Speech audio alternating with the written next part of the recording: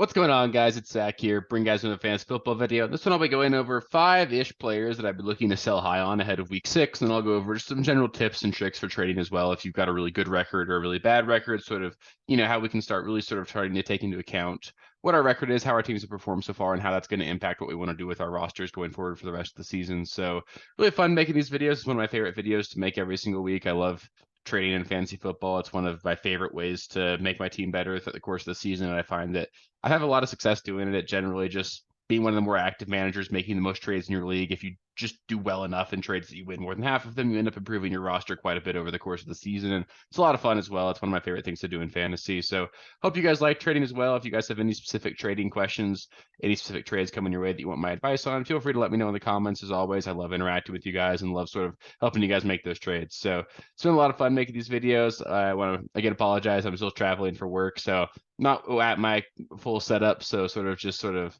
making these videos as best as I can without having the regular setup, but hopefully it's okay for you guys with the content, and then we should be getting back to the regular schedule and regular things once we get back to Sunday morning. I'll do my live stream there. So yeah, really excited. Let's just get into the first player I'd looking to sell high on. So the first player I'd be looking to sell high on is going to be George Kittle. He caught 3 passes on Sunday night, and it turned into 3 touchdowns, including one trick play that ended up being this really big touchdown. Obviously, George Kittle's like a fringe top 5 tight end. We know how elite he's been over the course of his career, and he's going to be a guy that'll put up a couple spike weeks for the course of the rest of the season. But this is probably going to be his best week of the season. Granted, a 3 touchdown week probably should be your best week of the season, but the 49ers are simply just too good for George Kittle to be a consistently reliable fantasy asset. They've got 4 really high-end mouths to feed in Christian McCaffrey, who we know is going to get his every single week. He scored a touchdown in like 13 straight weeks now. Deebo Samuel is a big part of their team, as well as Brandon Ayuk. And in all honesty, George Kittle is probably the 4th most important pass catcher on this roster, and that means he's probably going to end up being the odd man out more often than not. You're not going to be very happy with him if he doesn't score a touchdown, and he's never been a guy that's been a huge touchdown producer. I know he's had a couple spike weeks with Brock Purdy, but he's never been a big red zone usage kind of guy. This is a team that loves running the ball when they get towards the goal line as well, and we know how elite Christian McCaffrey is going to be. So I think you could still high off this performance. He's obviously a tight end that's nice to have on your roster because very few tight ends do have this week winning upside like George Kittle does have. And maybe he has one more week like this for the rest of the season, but you're going to end up with a lot of just really disappointing performances from him. And this is going to be the best week for you to sell him. If you can get like a high-end wide receiver 2, somebody that you can really improve your roster with, it's definitely something that I've been looking to do. And just kick the tires on. If somebody's tight end needy, you could definitely get quite a bit for George Kittle right now. We've got another George on the list. It's going to be George Pickens. George Pickens has been great so far in Deontay Johnson's absence. However, it's been largely the product of just 2 big touchdowns. He had a really big touchdown catch earlier, like a few weeks ago, and then he had another like 45-yard touchdown to win the game against Baltimore this week. And take those out, and he really hasn't been all that great. I know I hate being the guy that like takes out a player's biggest plays because obviously every player is going to be significantly worse if you take out the really explosive plays, but he hasn't been super reliable. And the fact of the matter is Deontay Johnson is going to return in week 7. And that's going to relegate George Pickens to wide receiver 2 on the depth chart. Kenny Pickett has just looked really bad. This offense doesn't look great at all. If you look anywhere in Pittsburgh, everyone wants to fire their offensive coordinator, Matt Canada. And on top of that, Pat Fryer is going to come back from injury as well. And there's just going to be a lot of mouths to feed and what ends up being a really bad offense. So I don't really want to be relying on the wide receiver 2 in this really bad offense on a weekly basis. I think that George Pickens ends up being like a low-end flex play once Deontay comes back. And it's just not something that I'm going to be super excited about. I think you can still sell him for wide receiver 2 value because obviously he had a monster performance in week 5.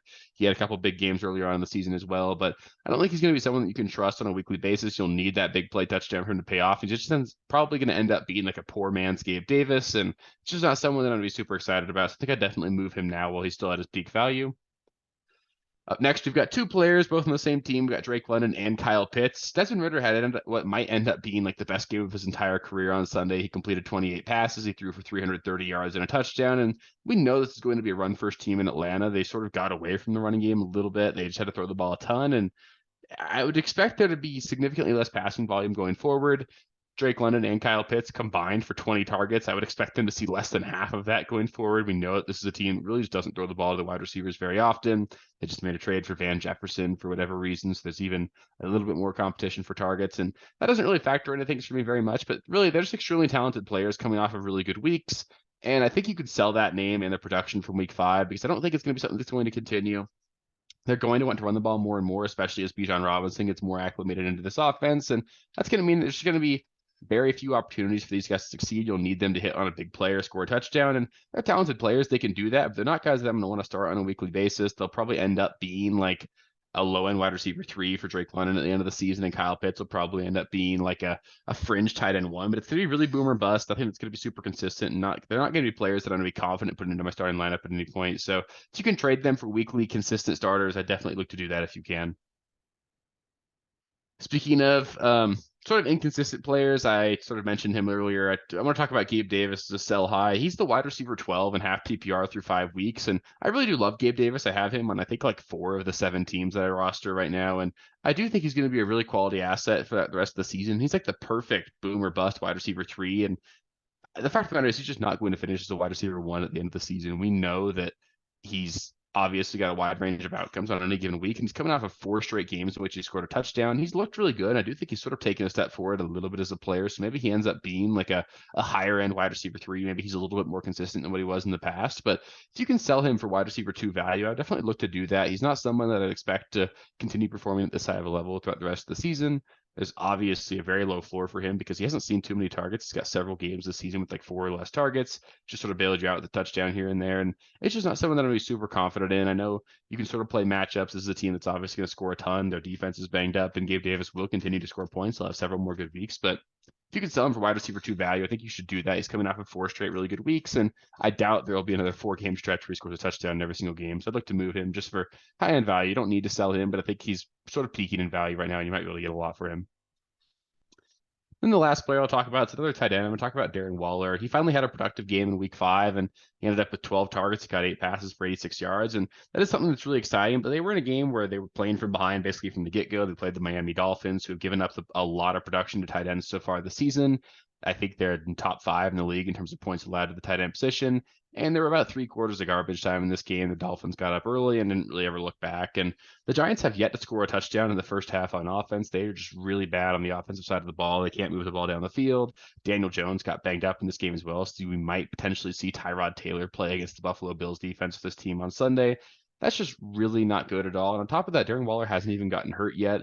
He's an aging tight end who's got an injury history of his own. It's reasonable to assume that at some point we're going to see some missed time for Darren Waller this season. And I think you can sell the promise of a top 5 tight end before he goes back to being a really struggling asset. I know there are a lot of tight end needy teams out there, and they would be willing to pay quite a bit for Darren Waller, who's just coming off of a really good game. You can sell it as, okay, they're finally getting him more involved in the offense here, using him as a wide receiver. They're going to make sure he's not blocking anymore, and he's going to see a lot of targets. But really, this offense is just too bad. He's too injury prone. The shoe's going to drop at some point. He's only had 1 good week so far, and he's not someone that I'm going to be confident in. And I think there's plenty of guys that you can get off of waivers that are going to give you similar production. And you can trade Darren Waller for a guy that's going to be a meaningful contributor to your roster. You can get a wide receiver 3 or a wide receiver 2 for him, or a running back 2 that you can use. So I'd like to trade Darren Waller if you can.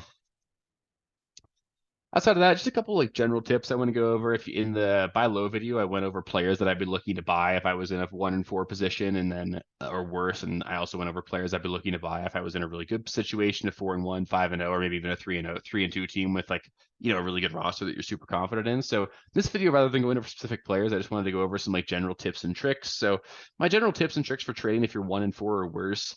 First thing I would do is I'd say that in general, at that point, you sort of need to start looking to trade your players with longer term injuries, guys like James Conner, Devon Achane, Justin Jefferson. I know it really sucks to move those guys because they're obviously going to be really high end producers for you. But if you're 1-4 with that kind of roster or with these kinds of players, they're not going to be back in time to really help you. You're probably going to be missing them for the next 3 or 4 weeks, at least 4 for Conner and Jefferson, and Achane's probably 2 to 4. We don't really know quite yet. He's still waiting on that second opinion, but these are guys that are going to miss time going forward. And you are at a point with your roster where you really do need to start winning games. If you're 1-4 or 0-5, as a general rule of thumb, you probably need to win 7 games out of the 14 to make the playoffs in most formats. So you get 7 losses over the course of an entire season. If you're 0-5 right now, you really don't have that much of a runway in terms of losses that you can allow yourself. It is time for you to move players that are going to help move these players that aren't going to help you now. I thought I would also look to target players with a lot of upside, guys that we haven't really seen perform at a high level just yet, but obviously could do that. An example of that would be a guy like Jonathan Taylor, for example. We haven't seen him perform just yet, but we know what he can be. And you want to take swings for the fences like that, because if you're 0-5, your team is in all likelihood not all that good. So you need a player with a wide range of outcomes and giving yourself that lottery ticket that could hit and go forward. Another example would have been like taking a swing on Joe Burrow last week or Justin Fields and sort of seeing, obviously maybe you're not going to believe in it as like a really likely outcome, but they've got the upside and those players that you'd be looking to sort of ride the wave if they do get going. And the other tip I would give is just to take buys into account. It doesn't matter quite as much if you're like a 4-1 or 5-0 team because you've got those weeks there.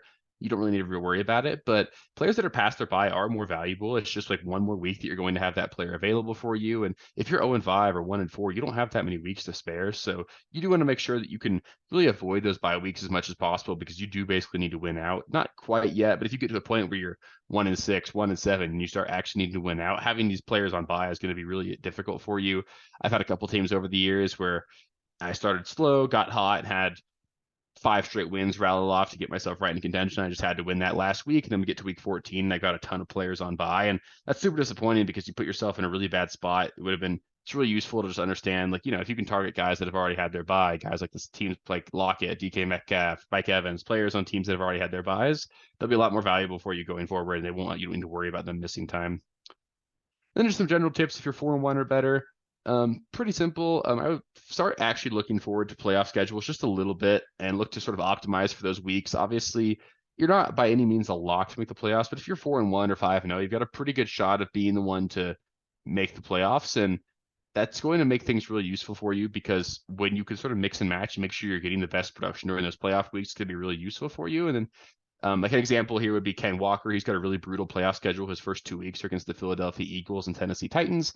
That's going to be really tough. If you got Ken Walker, I'd maybe look to trade him for an equal asset with a slightly better playoff schedule, someone that's going to be someone that you're more confident in once you get towards the end of the season.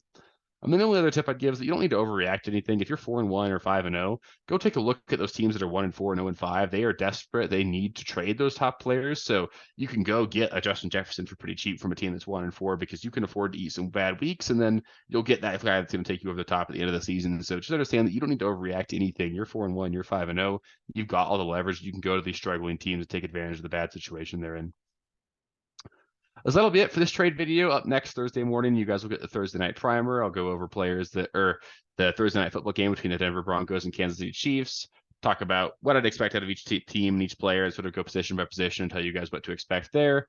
And then on Saturday morning, you guys will get my start sit video where I'll go over every single matchup this week and go over what I'd expect out of every single player and whether or not they should be in your lineup. So if you want to get access to those videos, just make sure you subscribe to the channel. We're at like 870 subscribers right now, and I'd love to hit 1,000 by the end of the NFL season. So I have a goal of mine. We got to get about 10 more each week throughout the rest of the season, and I really think we can do that. So help me out if you haven't subscribed to the channel already. I know a lot of you guys watch these videos that aren't subscribed. So if you haven't done that, just subscribe already. It helps with the channel. Make sure you get access to everything and make sure that I can do my best to help you guys win your leagues this season. So I want to thank you guys so much for watching the video. As always, if you have any questions, feel free to let me know in the comments. I love interacting with you guys, and give the video a thumbs up as well if you haven't already. So thank you guys so much for watching, and I'll catch you next time.